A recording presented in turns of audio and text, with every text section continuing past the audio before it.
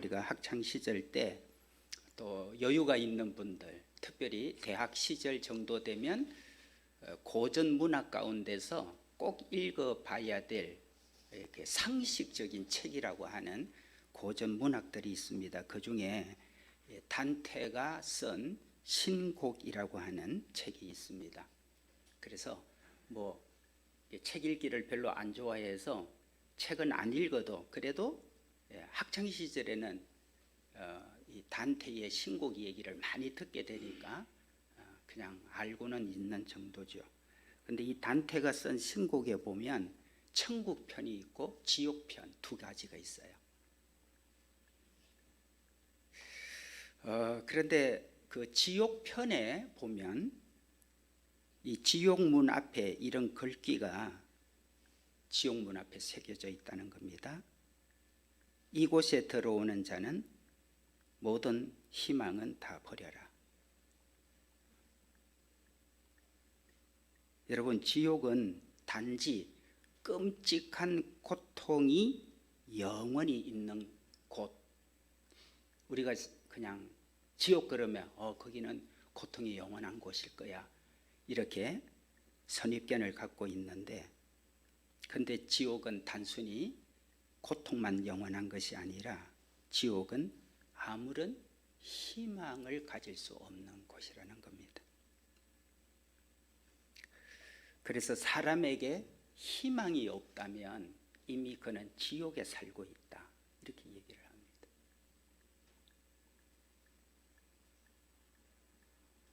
곰곰이 생각을 해보면 여러분, 지옥은 어떤 희망도 가질 수 없는 곳인데 이 세상에 살면서도 나는 희망이 다 없어 이러면 그분에게는 이 세상이 얼마나 지옥 같겠습니까? 아니나 다를까 어떤 과학자들이 이런 실험을 해봤습니다. 캄캄한 항아리 속에 쥐를 넣으면 쥐가 얼마나 살 수 있을까 하고 아주 캄캄한, 그러니까 빛이라고는 조금도 볼 수 없는 항아리 속에 쥐를 넣어둬 봤습니다. 100% 이렇게 캄캄한 곳에 들어간 쥐는 얼마 가지 못해서 죽은 것을 발견하게 됐습니다. 그리고 똑같은 항아리인데 이번에는 그 항아리 속에 바늘 구멍만한 빛이 스며들게 해줘 봤어요.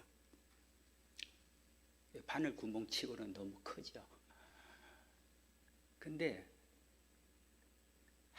아주 가느다란 이 빛 하나를 비춰줬는데 여기에 들어가 있던 쥐는 생각보다 오랫동안 살고 있더라는 겁니다.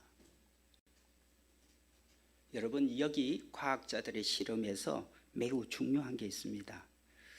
100% 캄캄한 항아리 속에서 쥐가 일찍 죽은 것은 체력이 딸려서 영양소가 부족해서 죽은 게 아니라는 거예요.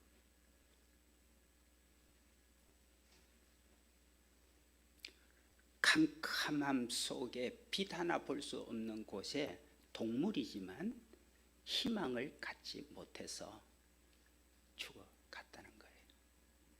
여러분, 세상을 살아가면서 내가 체력이 모자라서, 건강이 모자라서, 내가 돈이 모자라서, 내가 배운 게 적어서, 내가 스펙이 모자라서 아닙니다.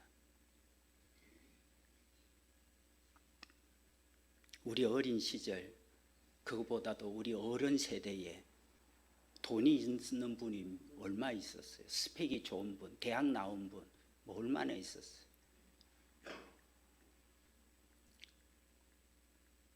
여러분, 오늘 우리가 이 세상을 살아가게 하는 힘은 아주 작은 것이라도, 바늘 구멍만한 것이라도 희망이 있어야 돼요.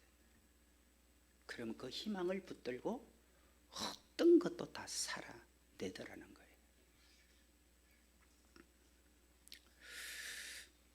성경은 요한복음 1장 4절에 그 안에, 제가 성경 기록을 못했습니다. 그 안에 생명이 있었으니 이 생명은 사람들의 빛이라. 요한복음 시작하면서 요한복음 1장에 예수님은 이 세상에 우리에게 뭐로 오셨다? 빛으로 오셨다. 그래서 성탄절 대림절 때 제가 계속 얘기 드렸습니다만은 촛불을 켜놓는 이유가 뭐라고요? 뭐 어느 종교든지 가보면 다 촛불을 켜놨는데 뭔가 엄숙한 분위기도 있고 뭔가 여기에 들어오면 거룩한 분위기 느끼도록 초를 켜놨는 게 아니라 다른 종교는 어떤 뜻으로 하는지 모르겠습니다. 그러나 우리가 초를 켜놓는 것은 그런 촛불의 어떤 분위기를 내는 게 아니라 초에 빛이 들어오죠. 예수님이 이 세상에 빛으로 오셨다는 것을 우리에게 말하는 겁니다. 빛이에요. 그래서 보라색으로 휘장이 있다가 성탄절날 주님이 이 땅에 태어난 날 휘장이 보라색에서 흰 걸로 바꿨죠. 이게 뭐죠? 주님은 이 세상에 빛으로 오셨다는 뜻입니다. 어떤 사람들이 뭐 이런 것 볼 수 있거든요. 교회 중에는 저거는 왜 흰색이냐 할 때 예수 동행 교회가 가만히 나도 몰라 이러면 안 됩니다. 예수님이 빛으로 오신 것을 나타내는 겁니다. 당신 마음에도 예수님의 빛이 있어지기를 바랍니다. 그 정도 이 얘기를 할 줄 아는 사람이 예수 동행교회. 그래서 특별하다는 말은 예수 동행교회 사람들 뭐 자그마한 교회라고 그냥 상가에 들어있는 교회라고 함부로 하고 무시하면 안 되겠다. 이곳에 있는 교인들은 최소한 성경은 일독하신 분이다. 좀 부족해도 그래도 어떻게 하든 이 세상을 살면서 이렇게 해도 세상은 가고 저렇게 해도 또 세월은 갑니다. 다 지나가요. 건강도 지나가고 돈도 지나가고 내가 사는 것도 다 지나가. 뭐 하나 지금 영원히 갈 거 있나요? 아니에요. 다 지나갑니다. 모든 게 다 지나가고 다 내 손에서 어느 날 다 떠납니다. 그죠? 그런데 우리는 세상을 살면서 세상 것은 다 지나가고 다 내려놓고 떠나야 되지만 우리 안에 계속해서 쌓아놓은 게 있어. 그것이 예수 동행교회 안에 여러분들에게 주님이 들려주시는 말씀을 통해서 계속해서 이루어지기를 바랍니다. 여러분 사람도 그렇습니다. 극단적인 선택을 왜 합니까? 나는 더 이상 살아갈 이유가 없다. 그 순간에 사람은 극단적인 선택을 하는 거예요.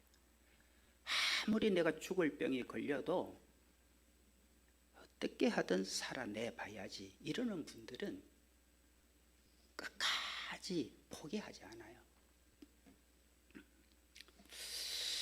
그래서 여러분 덴마크의 유명한 철학자 키에르 케고르는 죽음에 이르는 병, 그럼 뭐 죽음에 이르는 병 하면 우리는 제일 먼저 암 이렇게 생각나죠. 죽음에 이르는 병들이 많죠. 사람을 죽이는 병들이. 그러나 이 키에르 케고르는 죽음에 이르는 병 이걸 책에 쓰면서 죽음에 이르는 병은 바이러스, 병원균이 아니라 절망이 죽음에 이르는 병이라고 말합니다. 우리를 죽이는 요소들은 많지요. 뭐 이런저런 이유로 우리를 죽이려고 하는 요소는 많지만 실제적으로 우리를 죽이는 건 절망이라는 거예요. 그래서 죽음에 이르는 병은 바로 절망이다라고 말을 합니다. 심지어 이분은 절망은 죄라고까지 얘기합니다. 우리가 하나님 앞에 나와서 아이고 지난날 내가 좀 하나님 앞에 참 잘못한 것 많구나 이렇게 저렇게 화내고 신경질 내고 그냥 내가 이기적 욕심을 내고 사람 무시하고 또 이렇게 건강한 모습을 좋은 모습을 못 보인 거 이런 거 저런 것 다 뭐 누가 말을 안 해도 우리 안에 있는 양심이 그거를 다 이렇게 생각나게 하니까. 그런데 도덕적이고 윤리적으로 잘못한 것, 뭐 거짓말을 했다, 뭐 지금 같이 뭐 뇌물을 받았다, 엄청난 땅을 투기를 해서 그것만 죄가 아니라는 겁니다. 여러분, 절망하는 거, 낙심하는 거, 그거 엄청난 죄라는 겁니다. 여러분, 하나님의 자녀로서 살면서 하나님 앞에 예배하고 살면서 하나님이 나를 사랑하고 계시고 하나님이 나를 얼마나 사랑을 했는지 날 구원을 하시려고 자기 아들까지 십자가에 죽음을 내놨는데, 그런 사랑을 받고 있는 내가 현실에서 막 좌절하고 절망하면 그건 죄라고 생각을 안 하는데, 여러분, 살아계신 하나님을 믿고 있으면서도 내가 좀 뭐 어려움 당했다고 절망하고 좌절하고, 내가 볼 때 너무 마음에 안 드는 누구의 모습이 있다고 막 자꾸 좌절하고 절망하는 것은 죄가 아닙니까? 그건 더 큰 죄라.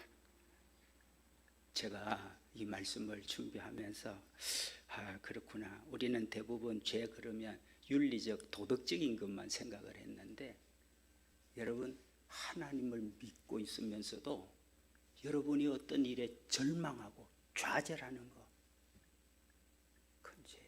그래서 제가 이 주간에 하나님, 지금까지 목사로서 목회를 해왔는데 순간순간 뭐 좌절할 때도 있고 낙심할 때도 있는데, 그거 너무 오래가고 그 때문에 내가 삶의 어떤 의욕을 잃고 사람들에게 의기소침하게 만들었다면 주님, 내가 죄를 크게 지었습니다.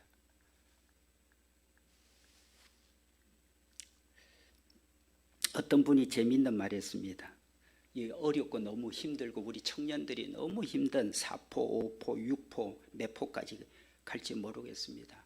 모든 걸 포기하고 사는 우리 청년들이 가장 희망에 살아야 되잖아요. 돈이 없어도 희망을 갖고, 배운 게 없어도 희망을 갖고, 가문이 안 좋아도 희망을 갖고, 희망 그거 하나 가지고 뭐든지 다 해보겠다고 하는 게 청년 시대인데, 아니 어떻게 해서 우리 청년들이 모든 걸 다 포기하는 3포, 4포, 5포, 그런 안타까운 우리 청년들을 보면서 어떤 분이 재밌는 말을 했습니다. 청년들이여 희망을 가져라. 그대들이 당장 지금 손에 쥔 희망이 없다면 복권이라도 한 장 사라. 그리하면 한 주간 동안 희망 가운데 살 수 있으리라. 이분이 얼마나 청년들에 대한 애틋한 마음을 가지고 이런 말을 했을까, 제가 감동이 되더라고요. 그럼 복권 때문에 한 주간이라도 내가 당첨되면 하는, 무슨 말입니까? 돈을 주고서라도 희망은 사야 된다는 겁니다. 여러분, 감옥에 있는 죄수들을 크게 세 종류로 나누어진다고 합니다. 첫 번째, 이제 내 인생 끝났다 그러면서 절망 가운데서 자기 몸을 해치면서 자학을 하는 사람. 두 번째, 의욕을 상실한 채 무의미하게 그냥 세월만, 시간만 때우기를 하며 보내는 사람. 세 번째, 소망 가운데서 새로운 출발을 기다리면서 그 안에서 열심히 운동하고 열심히 책 읽고 열심히 기술을 배우고 준비하는 사람이 있다는 거예요. 남아프리카 공화국의 최초의 여러분 흑인 대통령이 된 만델라 대통령, 이분은 여러분 감옥에 얼마 있었는지 아세요? 27년을 있었습니다. 감옥에서 27년을 보낸 사람, 뭘 할 수 있죠? 감옥에서 나오면 27년을 보낸. 그러나 만델라 대통령은 출감 이후 대통령이 됐습니다. 324년 백인 통치를 끝내고 최초의 남아공 흑인 대통령이 됩니다. 대통령 취임 연설에서 여러분 화면에도 나옵니다마는 이렇게 얘기합니다. 이 아름다운 나라에서 사람에 의해 사람이 억압받는 일은 결코 잊어서는 안 된다. 자유가 흘러 넘치도록 하자. 아프리카에 신의 축복이 있기를. 여러분, 만델라에게 27년 감옥은 감옥이 아니었습니다.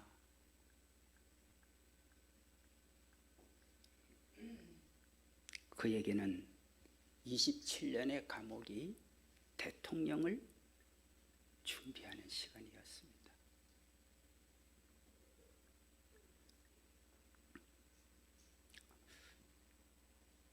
용서는 하되 잊지는 말자.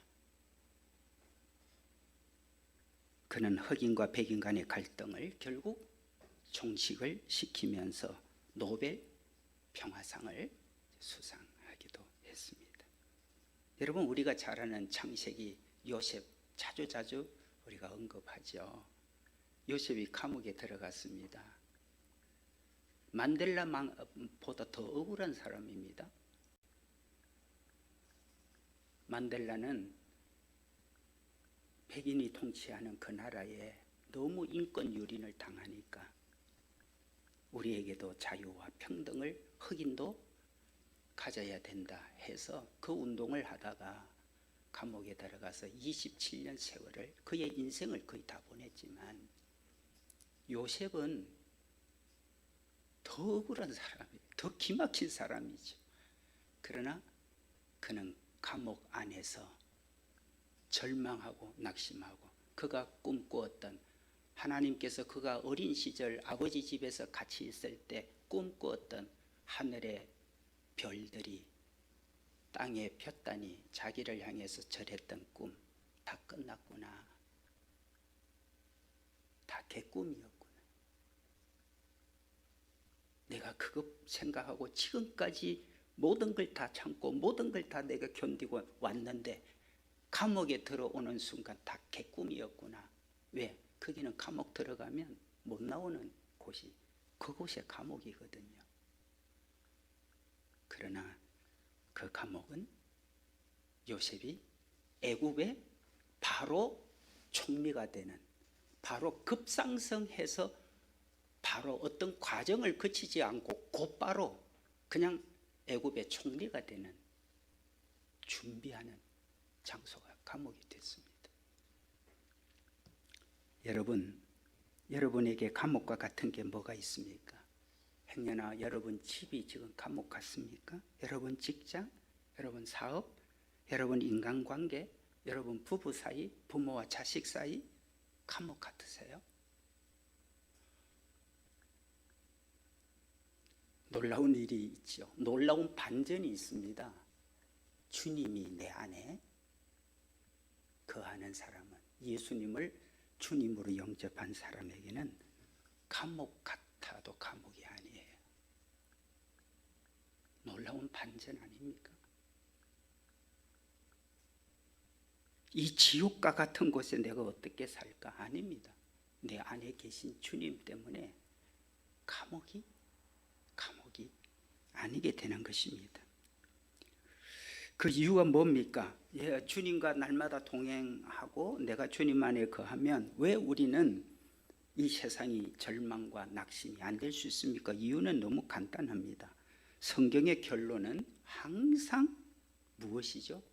성경의 마지막 결론이 창세기부터 요한계시록까지 구약 39권, 신약 27권, 성경 전체 66권, 성경의 모든 것에 어떤 것을, 어떤 책을 봐도 성경의 마지막 결론은 뭐죠? 희망이에요. 여러분, 성경을 매일같이 왜 읽으라 그러나? 종교인 만드는 거 아닙니다. 기독교인에 묶여 살도록 그들을 얽어매기 위해서 성경 읽으라는 것 아닙니다. 그런 분들은 안 읽어도 됩니다.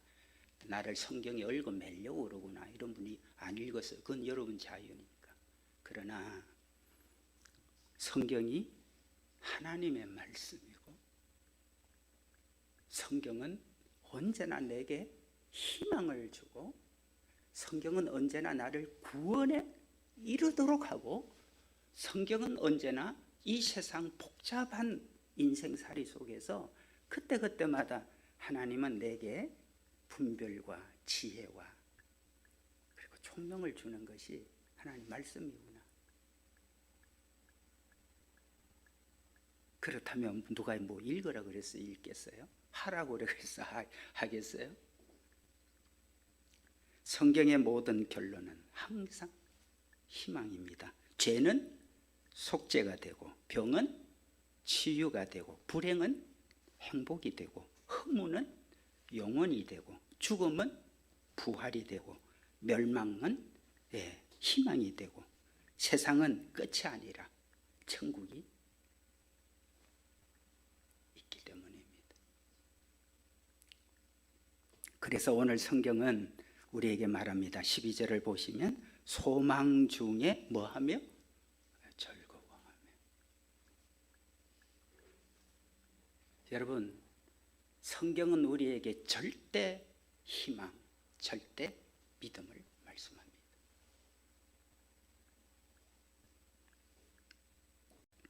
그렇기 때문에 소망이 있는 사람은 언제나 즐거워할 수 있습니다. 여러분, 오늘 말씀 12절에 소망 중에 즐거워하며 환난 중에 참으며 기도에 항상 힘써라. 오늘 말씀에 소망이 있는 자는 세 가지를 하게 된다는 거예요. 소망이 있으니까 즐거워, 기뻐.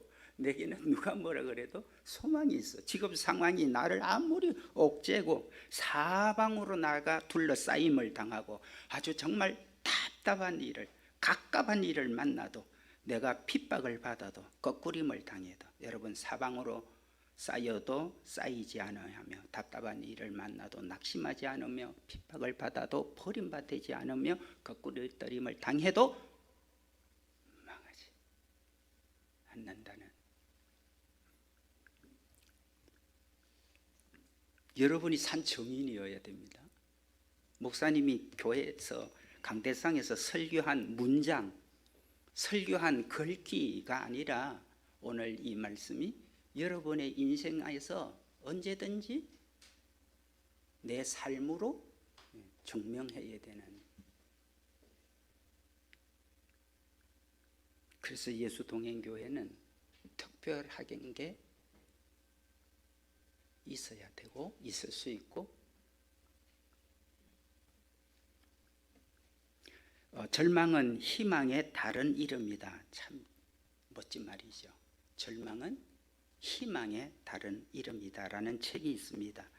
이 책을 박진식 씨가 썼습니다. 이분은 어릴 때 부러워할 만큼 우량아로 태어났고 잘 자라났고 주변의 사람들로부터 굉장히 귀여움을 많이 받고 자란 아이입니다. 그런데 나이가 7살 될 무렵부터 몸에 이상 증세가 자꾸 생겨나기 시작했습니다. 그러다가 2년 뒤 9살이 되면서부터 스스로 일어나고 스스로 앉는 것조차 못할 지경이 됐습니다. 아주 누워만 있어야 돼요.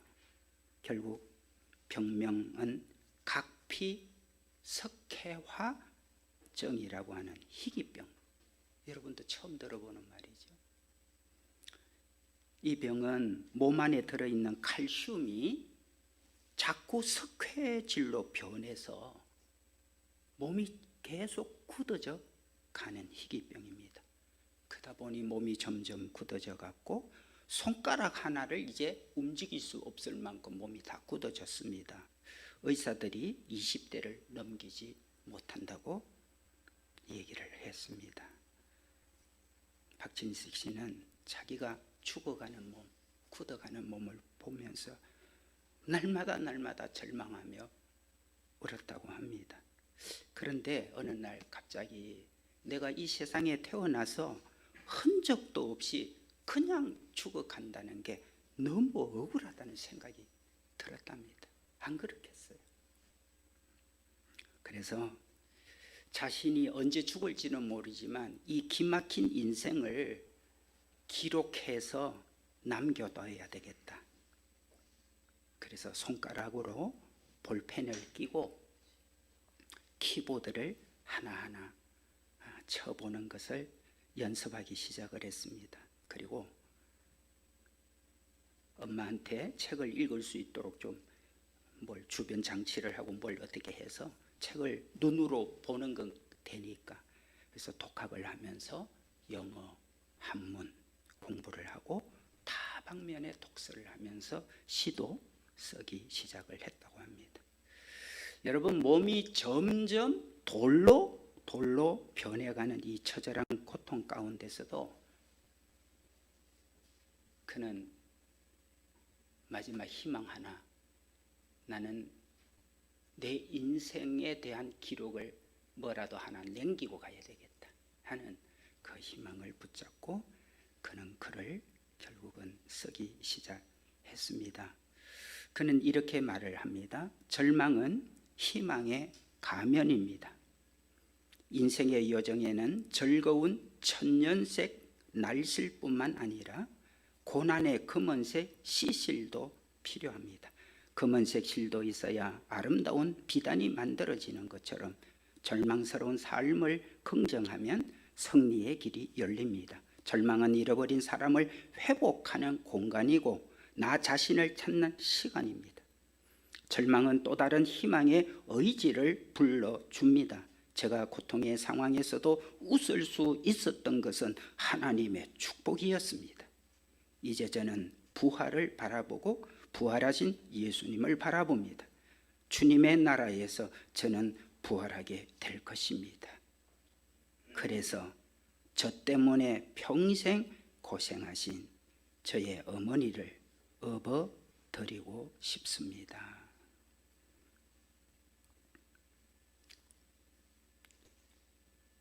하나님은 언제나 우리에게 희망이 있어요. 그래서 우리가 어떤 처지에 내동댕이 쳐지고 버려지고 무시당하고 그래도 웃을 수 있는 이유가 뭐죠?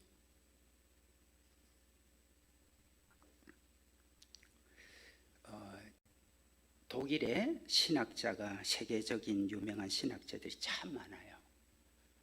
독일에서 종교개혁도 일어났지만 이 독일의 희망의 신학자로 알려져 있는 몰트만 박사가 있습니다. 우리 한국에도 몇 번 왔다가 가신 그런 분이세요.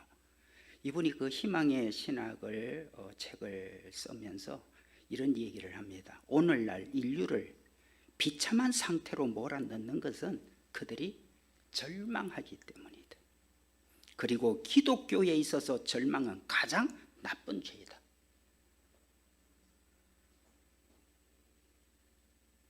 여러분, 교회가 절망적인 얘기하면 이 말은 결국 뭐죠? 여러분이 어떤 상황에 내몰리고 정말 급작스러운 상황이 벌어져도 여러분이 절망을 얘기하는 것은 정말 큰 죄입니다. 지금까지 잘 몰랐죠. 뭐 내가 그런 상황이 됐으니까 낙심하고 절망했지. 아니요. 절망과 죄는 하나님을 무시하는 죄예요. 하나님을 없다라고 부인하는 죄가 절망이고 낙심이라는 걸 알게 됩니다.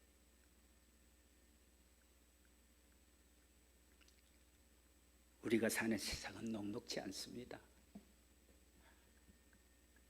나하고 아무런 연관이 없는데도 엄청난 일들이 꼬이고 섞이고 무너지고 밀려나는, 어느 날 나도 모르게 끌려가고 엮여가서 비참한 사람도 될 수 있는 게 세상입니다. 아까 말씀드린 요셉이 그러지 않았습니까? 여러분, 모세는 살인자로 몰려서, 모세가 애굽의 왕자이잖아요. 많은 역사적 뒷배경을 갖고 있습니다만은 어쨌든 살인자로 몰려서 광야로 도망자 신세가 됩니다. 왕자로서 가지고 누렸던 권력, 부, 명예 다 잃고 40년을 사막 광야에 나가서 살았던 사람이었습니다. 그러나 모세는 절망하지 않았습니다.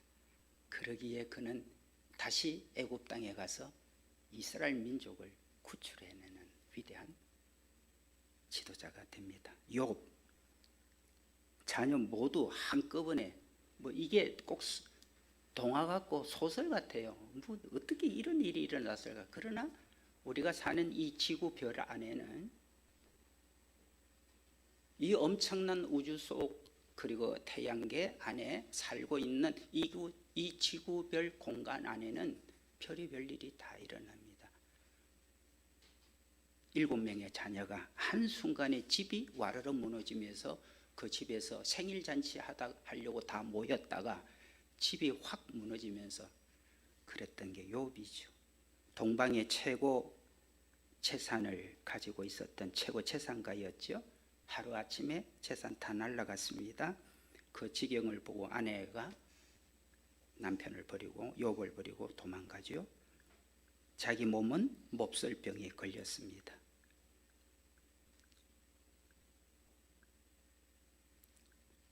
근데 욥은 절망은 하지 않습니다.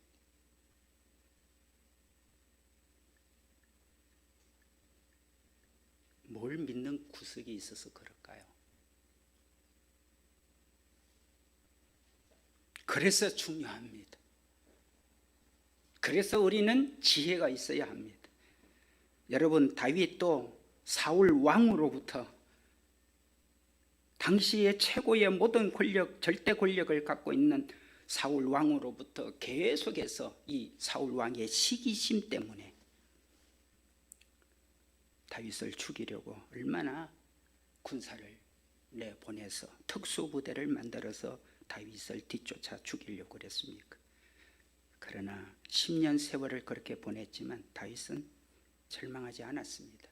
다윗의 시 한 편을 읽어드리면 다윗이 시편의 62편 5절에 이렇게 고백을 한 내용이 있지요. 나의 영혼아 잠잠히 하나님만 바라라. 대저 나의 소망이 저로 쫓아 나는도다. 너무나 기막혀서 이제는 끝인가 보다. 지금까지 잘도 도망 다녔고 잘도 숨어서 다녔는데 이제는 끝인가 보다 하는 그 순간 나의 영혼아 잠잠히 하나님만 바라라. 대저 나의 소망이 저를 쫓아 나오는도다. 여러분, 교회의 최고 목적이 뭡니까? 교회의 목적 여러 가지 얘기를 합니다. 그러나 교회의 모든 목적이 결국은 뭐에 있죠? 희망을 주는 거죠. 교회는 끊임없이 희망을 주는 곳이 교회입니다. 교회 와서 예배드리고 교회 와서 기도하고 교회 와서 신앙생활하고 교회 와서 하나님의 말씀을 듣고 교회 와서 헌신하는 여러분은 이 세상을 사는 날 동안 가정 형편이 다르고 직장이 다 다르고 재산이 다 다르고 여러분의 취향이 다 다르고 여러분의 건강이 다 다르겠지만 우리의 최종적인 결론은 언제나 교회는 희망을 말하는 곳입니다. 죽음 끝 아닙니다. 천국이 있습니다. 죄 끝 아닙니다. 속죄가 있고 구원이 있습니다. 무덤 끝 아닙니다. 부활이 있습니다. 이 세상 끝 아닙니다. 영원한 천국이 우리에게 있습니다. 그러므로 2022년을 시작해서 살아갈 우리들, 너희는 내일 일을 자랑하지 말아라. 하루 동안에 무슨 일을 만날는지 너희가 알 수 없음이니라. 야고보서 전도서에서 우리에게 하시는 말씀이죠. 내일 일을 뭘 자랑할 수 있어요? 오늘 밤에 무슨 일이 일어날는지. 우리가 믿음이 좋아서 별일 없을 거라고 잘 살고 있지만 사실은 단 1시간 이후에 무슨 일이 일어날는지 아는 이가 아무도 없습니다. 그래서 우리는 늘 겸허해요. 그러면서 하나님의 사랑의 하나님을, 내 아버지를 늘 바라보면서 우리 안에 절대 희망, 절대 믿음을 가지고 살아내는 것이죠. 저는 말씀 중에 이 말씀을 참 좋아하는 말씀 중에 하나입니다. 예레미야 29장 11절에 보면 여호와의 말씀이니라. 너희를 향한 나의 생각을 내가 아나니 평안이요 재앙이 아니니라. 너희에게 미래와 희망을 주는 것이니라. 여러분, 말이 무슨 말이죠? 하나님께서 나를 향해서 하루 종일 생각하는 게 뭐라는 거예요? 부모가 자식을 위해서 하루 종일 생각하는 게 뭐지요? 우리 하나님 아버지가 나를 보면서 하루 종일, 하루 24시간 1년 내내, 아니 영원히 나를 바라보면서 늘 생각하는 게 뭐죠? 너희를 향한 나의 생각을 내가 아나니 평안이요 재앙이 아니니라. 너희에게 미래와 희망을 주는 것이니라. 2022년을 시작한 우리에게 코로나 시대로 인해서 겪어야 되는 여러 가지 일들, 목사님들을 만나면 맹 절망적인 얘기들을 많이 하게 되죠. 그게 현실이니까. 교인들이 못 오는 문제, 재정이 주는 문제, 교회 사역을 아무것도 못하는 문제, 특별히 교회 학교 아이들은 거의 전멸이 되는 문제. 네. 그러나 우리는 낙심하거나 절망하지 않습니다. 왜? 하나님께서 우리를 향한 하나님의 계획이 있다는, 그것은 너희에게 미래와 희망을 줄 것이다. 여러분이 방송 혹시 인터뷰 나갈 일이 계시거든, 여러분이 신문에 뭘 기고를 해야 될 일이 생기거든, 시사 잡지를 어떤 것이든지, 그러면 여러분은 언제나 하나님께서 주시는 희망을, 어떤 상황 속에서도 여러분은 언제나 희망을 말하는 예수 동행교회, 주님과 동행하는 여러분 되시기를 주의 이름으로 축복합니다.